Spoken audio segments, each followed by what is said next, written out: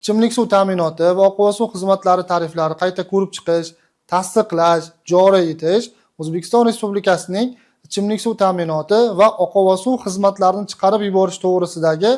784 qonuniga muvofiq amalga oshiriladi. Xususan, suv ta'minoti korxonalari tomonidan shakllantirilgan tariflar jamoatchilik muhokamasiga joylashtirilib, hududiy moliya organlarining xulosalar olingandan so'ng Qoraqalpog'iston Respublikasi Yuqori Kengesi, Xalq deputatlar viloyatlar va Toshkent shahri kengashlari tomonidan ko'rib chiqib tasdiqlanadi. Ichimlik suv ta'minoti va oqova suvlarni chiqarib yuborish bo'yicha xizmatlar uchun tariflar, mahsulot tannarxiga kiritilgan xarajatlar, ya'ni elektr energiya, ish haqi, reagentlar va joriy va mukammal ta'mirlash xarajatlari, tizim obyektlarini rivojlantirish va modernizatsiya qilish xarajatlari,